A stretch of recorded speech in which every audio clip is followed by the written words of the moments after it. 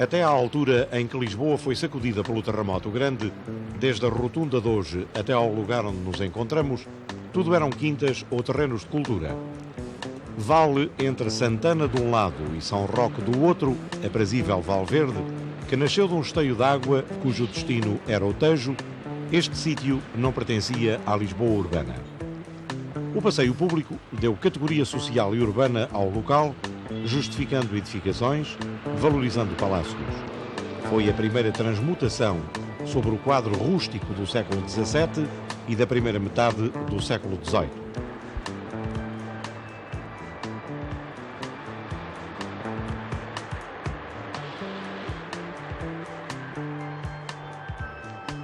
Depois de 1880, veio a Avenida da Liberdade, que completou a grande urbanização que o passeio provocara. Quando vemos este enfiamento daqui à rotunda, teremos de concordar que a iniciativa foi muito arrojada.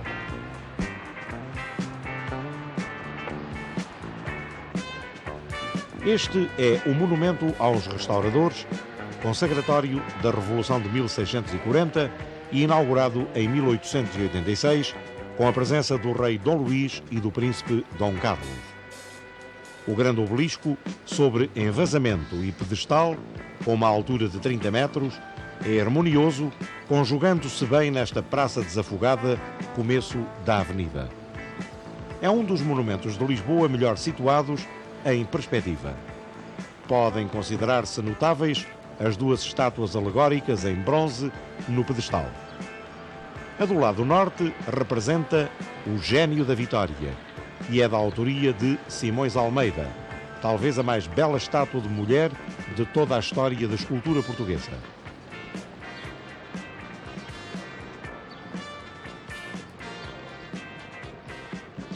A estátua do lado sul representa o Gênio da Independência, obra de Alberto Nunes. A figura de um jovem alado que, num arranco, quebra as grilhetas. Todo o trabalho em cantaria é perfeito e o monumento, apesar de simples, tem grandeza. O próprio brasão está colocado ao alto.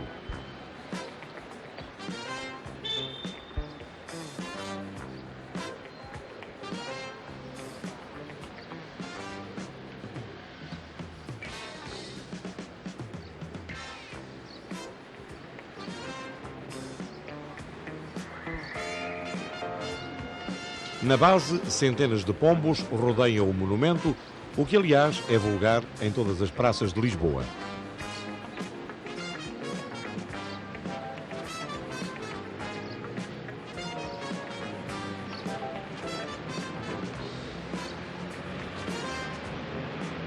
Neste terreno existiu um célebre circo que ardeu completamente.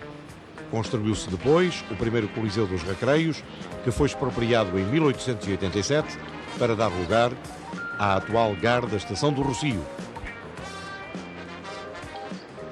No local onde existiram as cavalariças dos Castelo Melhor, foi erigido o primeiro Éden Teatro, condenado pela então Inspeção-Geral de Teatros. Demolido, foi edificado este grande imóvel, inaugurado em 1937.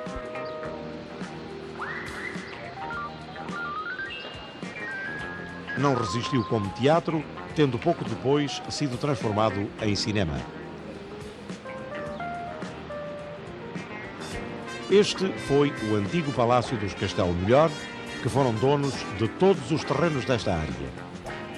Em 1889, a Casa Castelo Melhor desfez-se desta propriedade, tendo a mesma sido adquirida pelo primeiro Marquês da Foz, que fez grandes obras no interior do edifício. Na transformação, Foz foi enriquecido por um outro pórtico e alterada a mansarda, cercados por esculturas de Simões de Almeida. Em 1901, deu-se a derrocada da Casa Foz.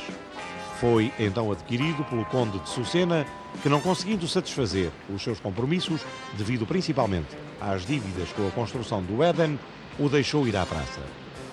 Adquirido então pela Caixa Geral de Depósitos, teve diversos inquilinos, entre eles foi durante anos a sede do Sporting e as instalações do célebre Maxime Dancing. Ainda mais tarde, o Secretariado Nacional de Informação tomou conta do prédio. Hoje está aqui instalada a Direção-Geral de Comunicação Social e alguns serviços de turismo. Na esquina da Calçada da Glória existiu o Salão Foz, depois Cinema Central, este último há muito desaparecido. Aqui estamos a ver o Elevador da Glória, que foi inaugurado em 1884. Com frente para a Praça dos Restauradores, nestes terrenos que foram também dos Castelo Melhor, construiu-se este palacete da família Anjos. No edifício encontram-se hoje instalados os CTT. O prédio da esquina da Rua dos Condes data de 1912. Em frente, o atual Cinema Condes. Era este sítio, até ao terremoto, o pátio dos Condes da Ericeira. Na Rua dos Condes temos ainda mais duas salas. O velho Odeon e o Olímpia. Exatamente, o Olímpia das coboiadas de outros tempos. Hoje, as coboiadas são de tipo um tanto ou quanto diferente. E estamos na Rua do Jardim do Regedor, que evoca os Jardins da Inquisição. Em algumas versões, no tempo de Dom João I, foi o sítio da Mancebia Extramuros, destinado às chamadas mulheres mundanas. Aqui, nesta esquina, onde existiu um Bristol Club, está hoje instalada a sede do Sport Lisboa e Benfica. Quase em frente, a Igreja de São Luís, Templo dos Franceses. É simples a sua fachada, na qual apenas o pórtico, com as armas dos Bourbon e o escudo da Flor de Lis, tem algum interesse arquitetónico.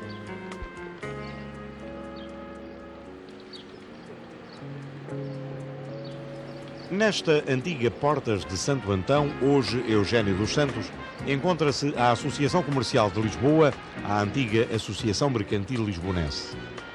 As obras deste Coliseu dos Recreios principiaram em 1887, sob o risco do engenheiro Goulart.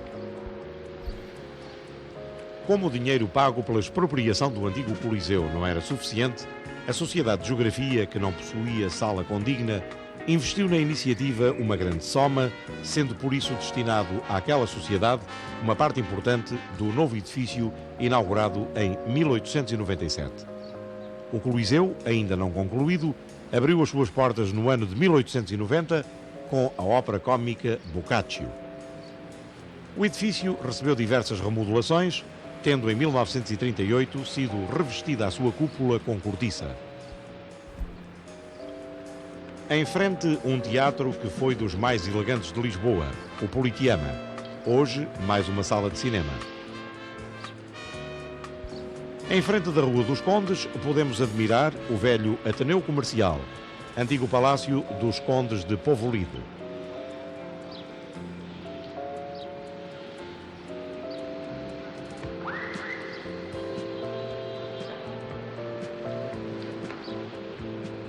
Na Rua de São José, ergue-se o Palácio dos Correios, cujos serviços foram aqui instalados no ano de 1912. O edifício, além da sua dimensão, não oferece nada de notável, excetuando o seu pátio.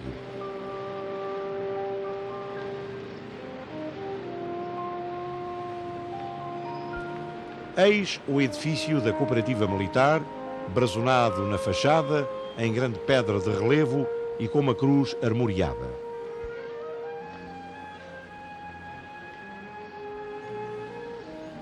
Esta igreja de São José dos Carpinteiros foi a antiga São José entre Hortas do século XVI.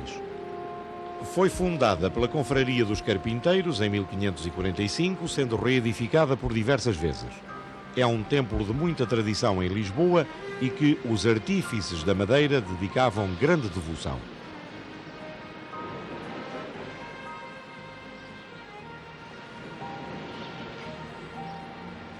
Eis-nos no Largo da Anunciada, uma evocação de ressonância lisboeta que deriva do nome do convento que neste sítio existiu.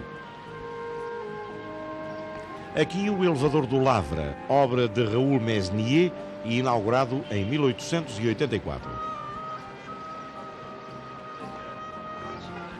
Nada existe do velho convento, que foi dos mais importantes de Lisboa e destruído também pelo terremoto, tendo as freiras passado para Santa Joana. A igreja paroquial de São José, nova, cuja fachada é esta, foi edificada em 1860. A sua construção deve-se às diligências e esforços de Monsenhor Dom Miguel da Cunha e Melo, da Casa dos Condes de Povolide.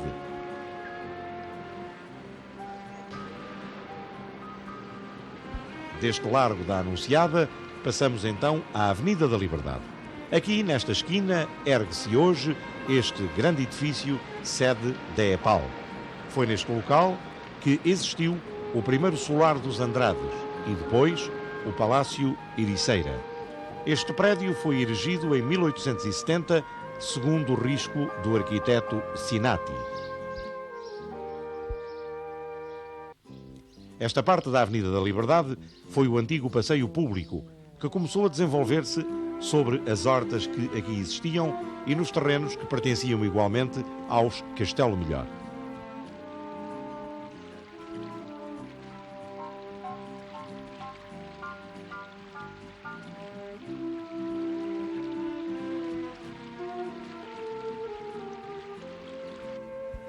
A inauguração desse passeio público, um novo e importante melhoramento da cidade, realizou-se poucos anos depois. Estava ainda por concluir, mas mesmo assim foi invadido pelo público, que aproveitou a sombra das árvores, das hortas e das quintas aqui existentes para darem o seu passeio. Aliás, hoje as novas gerações seguem o exemplo dos seus avós.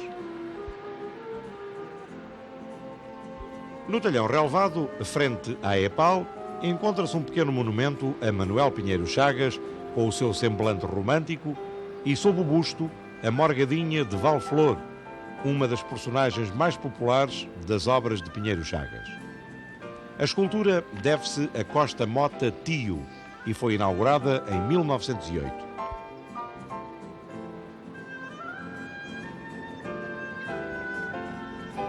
As placas centrais ajardinadas nas alas deste primeiro troço da avenida até à linha Alegria, Rua das Pretas, são de certo modo reminiscências do passeio público. Os lagos ostentam cada um, no topo norte, uma figura alegórica em pedra, ornamento superior da cascata.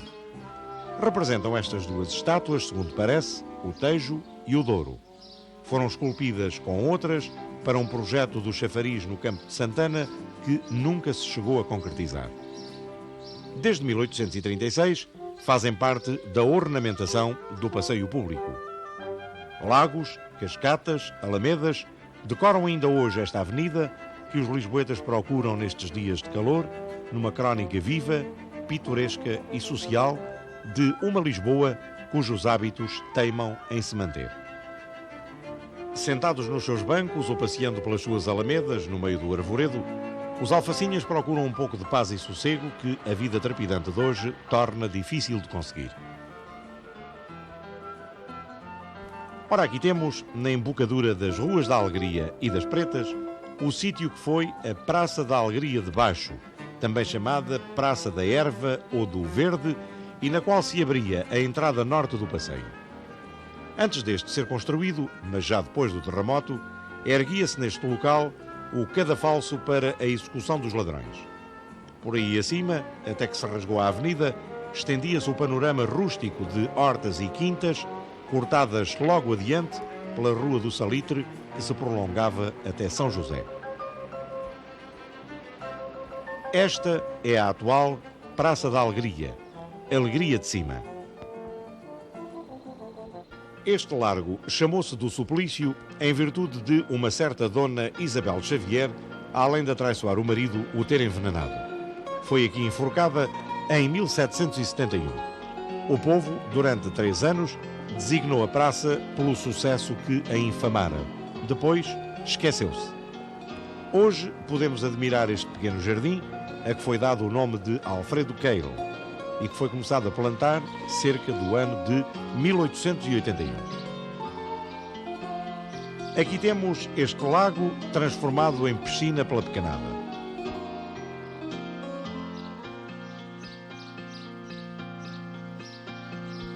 O lago é harmonioso, com a água sempre a correr, enquanto em seu redor gente sentada admira a miudagem.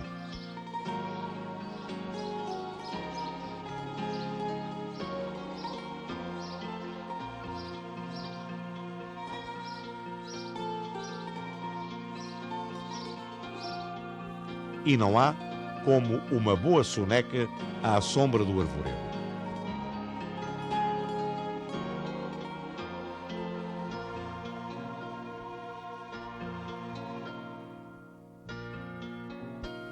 Os miúdos brincam nos escorregas e baloiços sob o olhar atento dos papás e mamãs.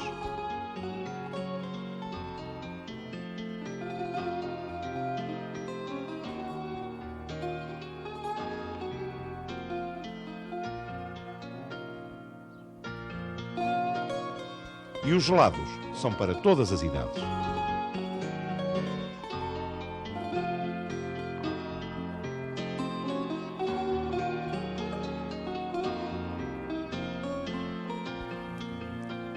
Muita gente aproveita este jardim para passar pelas brasas.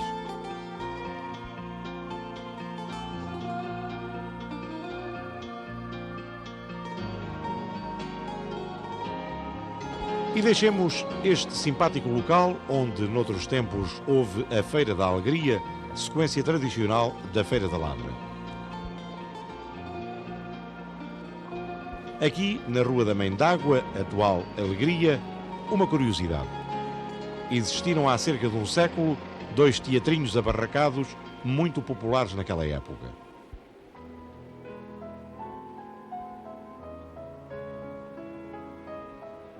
Mas voltemos agora à avenida. Estamos junto ao monumento aos mortos da Grande Guerra. Foi pouco mais ou menos neste local que, no século passado, existiu o célebre Circo Price. A iniciativa de construir este monumento data de 9 de abril de 1920. É da autoria dos arquitetos Guilherme e Carlos Rabelo de Andrade e do escultor Maximiano Alves. Este monumento, rigoroso no conjunto, tem por fulcro a legenda "Ao serviço da pátria e esforço da Grey".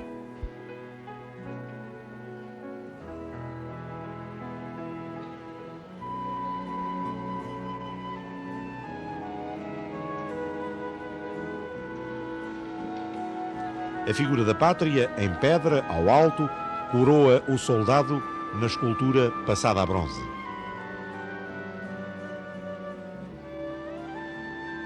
Lateralmente, duas grandes figuras plásticas em pedra simulam, num esforço supremo, o sustentar da pátria, razão do monumento.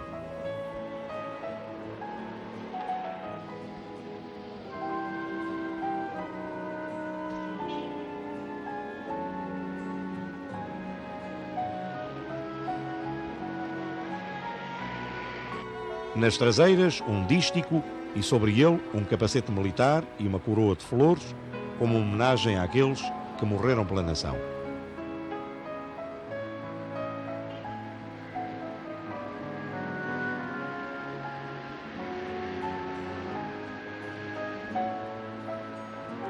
É sem dúvida um dos mais vigorosos monumentos da cidade.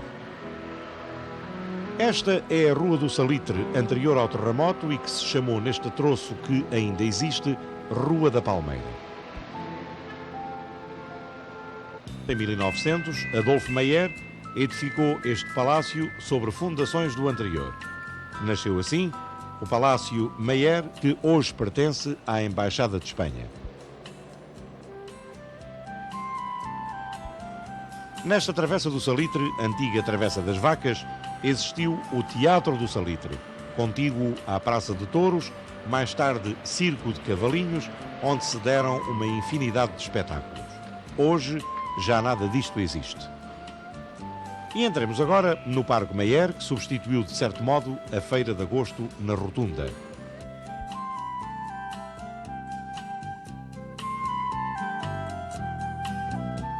Erguido nos jardins do Palácio Meyer, este parque teve a sua época, com os seus carros de choque, os cavalinhos, as barracas de tiro, a quermesse, o pim-pam-pum, eu sei lá. Hoje, pouco mais é do que um parque de automóveis com alguns restaurantes, e quanto tempo eles resistirão, um cinema e diversos teatros. O velho Capitólio, que sucedeu a uma esplanada egípcia e que hoje se dedica à exibição de filmes pornográficos. O ABC, que substituiu o Pavilhão Português e o Alhandra. O Maria Vitória, renascido das próprias cinzas e que dentro em pouco abrirá de novo as suas portas. E finalmente o Variedades, em cujo local, noutro tempo, assentava o Lago dos Jardins Meyer. Sobre este recinto, os olhos de rapina dos construtores de imóveis. Quanto tempo irá resistir?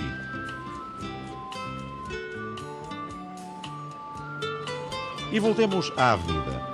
Do outro lado da Rua do Salitre, o Teatro Tivoli, inaugurado em 1924, uma das mais elegantes salas de espetáculos da capital. Também fechou há pouco tempo. Uma incógnita se levanta. Voltará a abrir ou será transformado num novo centro comercial?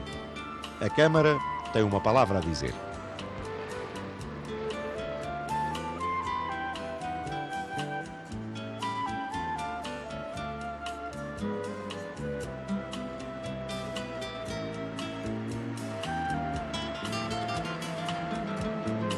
E temos aqui na placa central, em frente ao cinema, esta estátua meio escondida. Representa Simón Bolívar.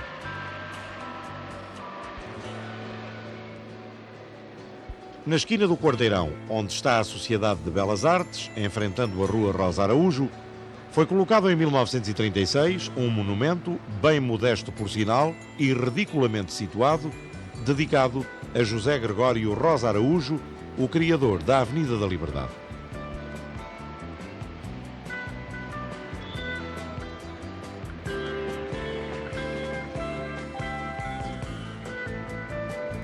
Aqui neste cruzamento da Alexandre Herculano podemos admirar 4 estátuas de 4 escritores de renome. Alexandre Herculano, Feliciano Castilho, Oliveira Martins e Almeida Garrett.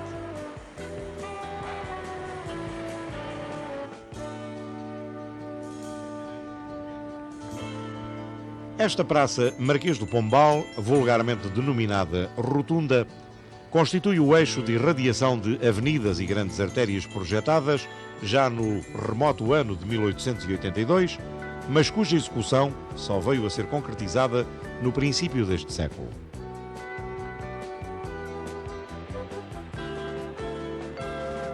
No centro, um dos mais imponentes monumentos portugueses, a estátua do Marquês de Pombal. A ideia de se erguer um monumento ao Marquês de Pombal é muito antiga, mas só lhe foi dada expressão pública em 1882. Muito tempo passou e só em 1934 foi finalmente inaugurada, sem a solenidade que seria de esperar. Mas vamos dar uma pequena volta ao monumento. Vejamos primeiro o pedestal. A figura de mulher, constituída por 2 blocos de pedra, representa Lisboa redimida. Tem 5 metros de altura. Sob o plinto em que ela assenta, vemos a proa de uma nau, simbolizando a libertação da marinha mercante. Os grupos escultóricos laterais do pedestal simbolizam o da esquerda, a agricultura, com o trabalho da lavoura. O grupo do lado oposto significa a indústria e a pesca. Os escultores professor Simões de Almeida e Leopoldo de Almeida, que eram os colaboradores do ilustre Francisco Santos, falecido em 1930, foram os realizadores deste trabalho. Na face norte, construiu-se uma alegoria à reforma da Universidade de Coimbra. No fuste, de grande superfície, vêem-se legendas que exaltam o estadista. O capitel do obelisco ostenta 4 medalhões enlaçados nos cunhais por 4 águias, com as efígies dos principais colaboradores do Marquês. O monumento, que mede de alto a baixo 36 metros, tem no topo a situação fulcral. O Marquês, de corpo inteiro, assentando o braço sobre o dorso de um leão, numa atitude simbólica de serenidade e força. Quedemo-nos uns momentos perante o monumento ao Marquês de Pombal. É uma realização primorosa, não só pela disposição, mas pelo rigor escultórico de certas figuras. É uma obra que orgulha todos aqueles que, com esforço e dedicação, conseguiram levar a bom termo, apesar de todas as dificuldades, um trabalho dedicado ao genial estadista Sebastião José de Carvalho e Melo, uma figura pela qual a pátria se mostrou reconhecida.